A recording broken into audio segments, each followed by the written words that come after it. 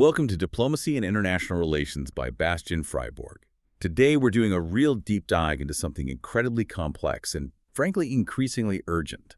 We're looking at that tangled connection between climate change and global conflict, and we'll be exploring it through the lens of international relations, with a particular look at some key Danish policy contributions. Our mission for you today, it's pretty clear.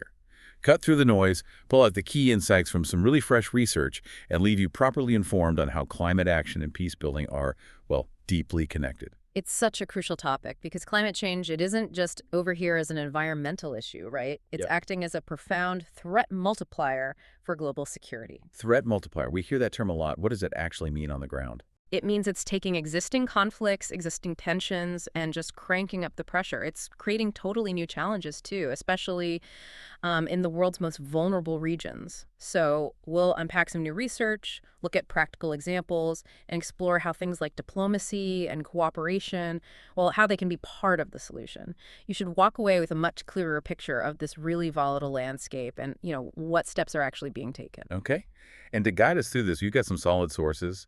We're leaning heavily on a recent meta-study funded by DANIDA, that's the Danish Development Cooperation Agency, Right. plus some really interesting research on environmental peacemaking and insights from big players like the UNDP and the Global Environment Facility, the GEF. It's a rich mix, yeah. It really helps show how these different forces, climate, conflict, development, how they all intersect.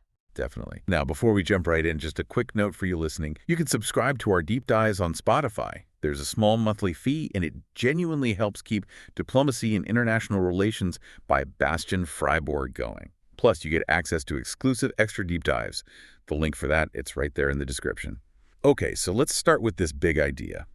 The climate security nexus. It gets a lot of airtime. What's the research telling us now about this link, and how is a country like Denmark actually helping us understand it better? Well, what's really fascinating, I think, is how the whole global community, we're talking experts from the UN's IPCC, discussions at big climate summits like COP28, they're increasingly seeing climate change not just as like an environmental problem in isolation. They're seeing it as this threat multiplier. It makes existing problems, especially conflict, much, much worse. Can you put some numbers on that? How many people are we talking about being affected? Get this.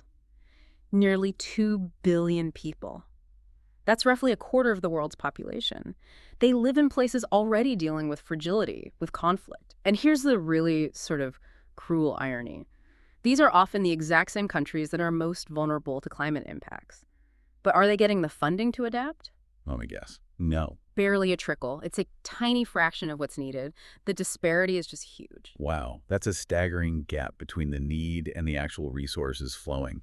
So how does a country like Denmark try to address that? What's their strategy? Well, it's a massive challenge, obviously, but Denmark has its The World We Share strategy for 2021 to 2025.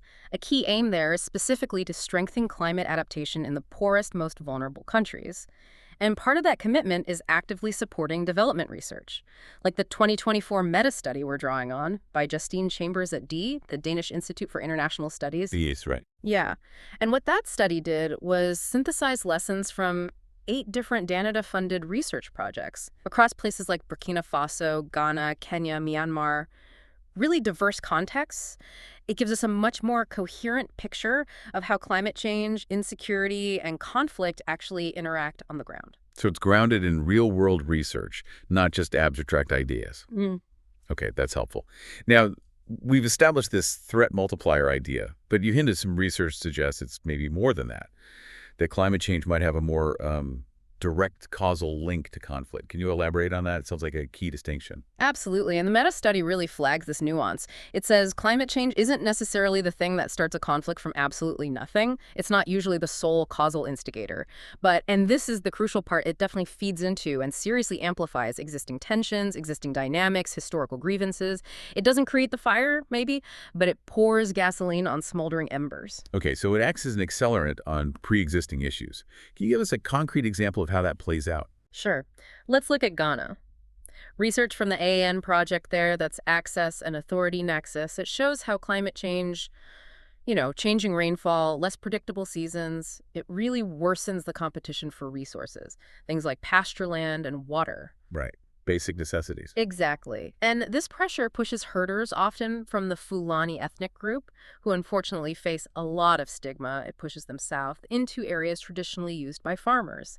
This movement then leads to more clashes, more conflict, and tragically, sometimes even local policies intended to manage it, like these shoot-to-kill cattle initiatives, they can completely backfire and just fuel even more violence. And I imagine there are ripple effects beyond the immediate clashes. Oh, absolutely. There are severe gendered impacts. Women smallholder farmers often bear the brunt, losing their livelihoods, facing increased risk of gender-based violence. And the funding, the climate adaptation funding, it often just doesn't make its way to these specific conflict-prone regions. It sounds like other existing fault lines, like, say, land tenure or even conservation projects, could easily get tangled up in this too. Precisely. That's a major finding across many of these projects. Historical issues around land appropriation, unequal resource distribution, often legacies of colonialism. They're huge drivers of conflict. Then you bring in new climate actions, maybe a forest conservation project or a big green energy installation. If they aren't designed really carefully, they can inadvertently challenge vulnerable communities' access to land. Pastoralists are particularly affected. Pastoralists, you mean nomadic herders? Yes, and research in places like Kenya, Tanzania, Somaliland shows there's often this perception bias. Pastoralist livelihoods are seen as backward or unsustainable. So they get marginalized in policy and funding decisions. Governments and donors might prioritize market-based solutions, things like carbon offsetting schemes, which can end up really disadvantaging these local communities who rely on the land in traditional ways. So the climate solutions themselves, if poorly implemented, can actually create new conflict drivers or worsen old ones. Yeah. That's quite a challenge. What's the alternative? How should we approach supporting these communities? Well, the Rare Project Rights and Resilience in Kenya makes a strong case. They argue we need to actually see pastoralist livelihoods as part of the solution. They're often low-impact systems, they enhance biodiversity in many cases, and pastoralists have incredibly creative ways of adapting to environmental change. It's what they've always done. So programming needs to support localized, diversified strategies, not just impose top-down solutions. Recognizing local knowledge and resilience. Exactly. And this kind of broader understanding, moving beyond just threat multiplier, is feeding into Pan-African initiatives too. Right now, literally as we speak, the Africa Climate Summit is happening in Ethiopia September 8th to 10th, 2025. And a key outcome expected is the adoption of the Common African Position, or CAP, on climate, peace, and security. The CAP. Okay, what's the goal there? A key goal, according to people like Olienka Ahala, who was involved in drafting it early on, is to push beyond just seeing climate as a threat multiplier. They want recognition of its direct causative relationship with conflict in specific African contexts. A direct causative relationship. Can you give examples of what they mean by that? Sure. Ahala points to things like changing rainfall patterns, completely disrupting the traditional, often symbiotic relationships between farmers and pastoralists. When planting and harvesting times shift unpredictably, it leads to clashes over land use at different times. Or think about the severe drought in the Sahel or the dramatic shrinking of Lake Chad. These environmental crises displace millions of people. And when people lose everything, they become incredibly vulnerable. Joining armed groups might seem like the only option for survival. I see. So the CAP aims to give Africa a stronger, unified voice on this. Precisely. It'll serve as a powerful negotiating document for the African Union, especially at the big UN climate summits, the COPs. It provides a common framework for national and regional policies addressing this climate conflict link head-on. Okay, so the link is complex, sometimes direct, sometimes amplifying. We see diplomatic efforts like the CAP emerging. But let's come back to resources. You mentioned the funding gap earlier. How critical is this gap, especially for people caught in conflict zones? It's incredibly critical, and the numbers are stark. People living in active conflict settings are apparently 3 times more affected by climate extremes, droughts, floods, you name it. Yet, paradoxically, astonishingly, they receive the least climate funding globally. 3 times more affected, yet least funded. That's hard to comprehend. It is. And research from projects like My Sea Climate in Myanmar and PCCS in Somaliland confirms these severe shortfalls in funding for both adaptation and mitigation. In Somaliland, for instance, because it lacks formal UN recognition as an independent state, most international funding gets routed through the federal government of Somalia, often bypassing specific local needs in Somaliland itself. And Myanmar, that sounds like a particularly complex situation post-coup. Extremely. The military coup in 2021 basically shut down international climate funding flowing through state channels. Worse, the military junta's actions have actually accelerated environmental destruction, increased deforestation, unregulated mining. This hits fragile ecosystems hard and particularly endangers indigenous communities who rely on those environments. So the standard state-centric funding models just completely break down in these kinds of contexts. They really do. And this is a major point researchers are making.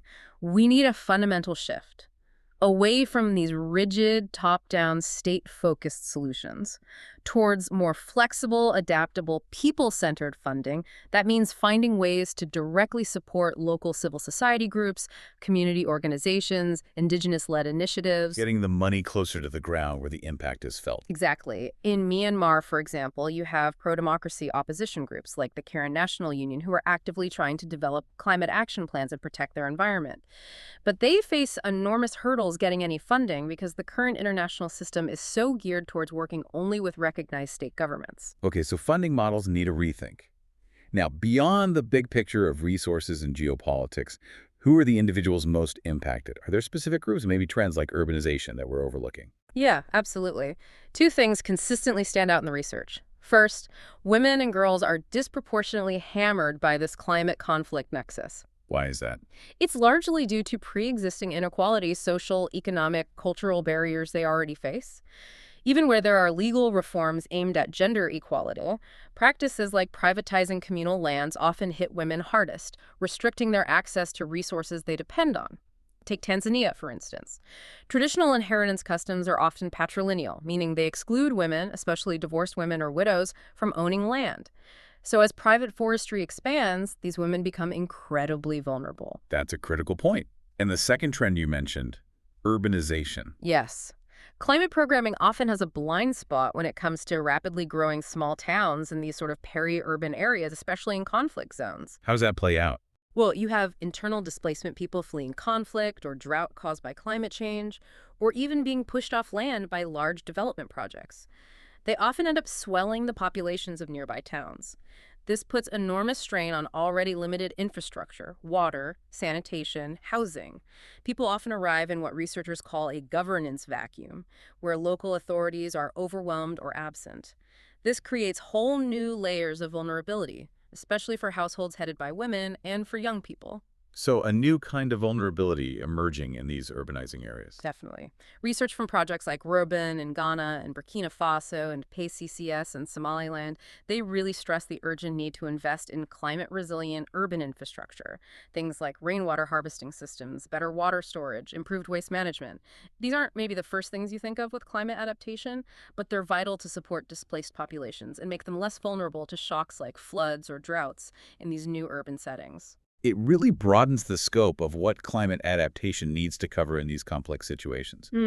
Okay, so the challenges are, frankly, immense, deeply interconnected, under-resourced, affecting the most vulnerable.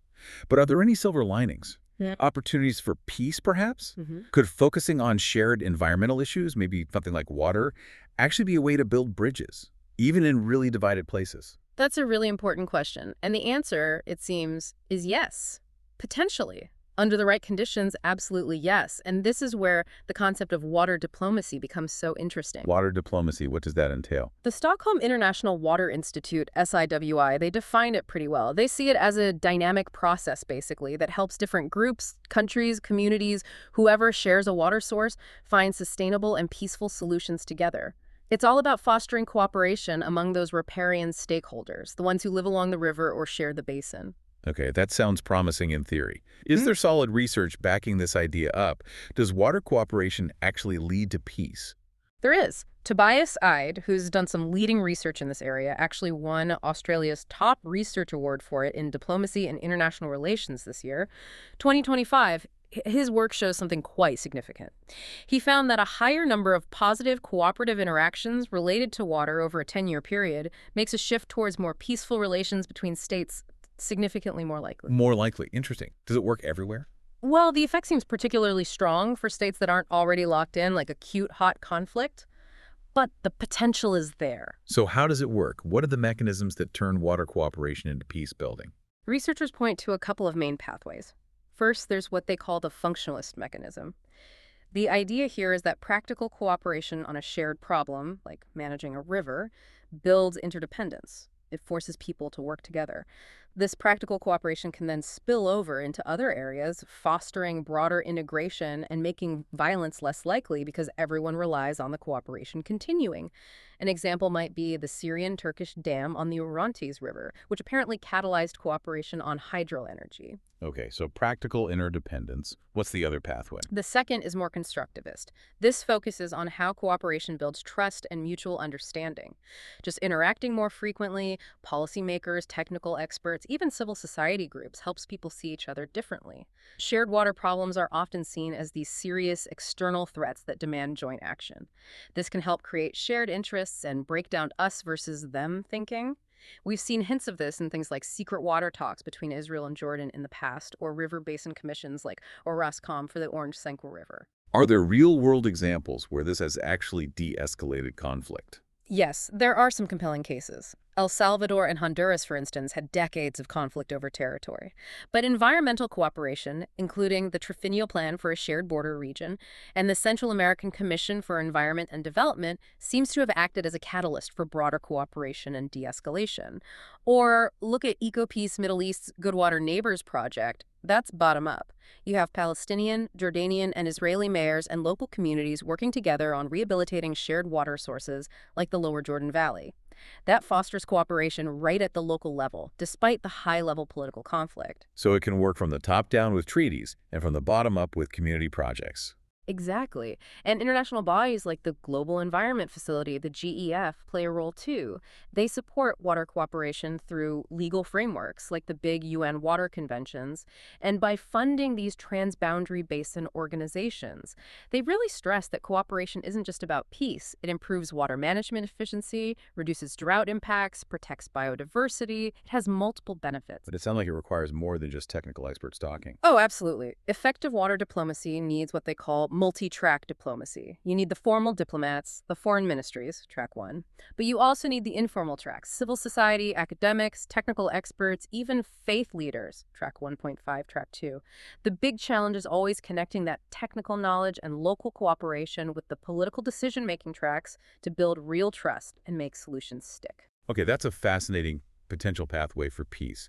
So bringing all these threads together, the climate security nexus, the funding gaps, the vulnerabilities, but also this potential for water diplomacy.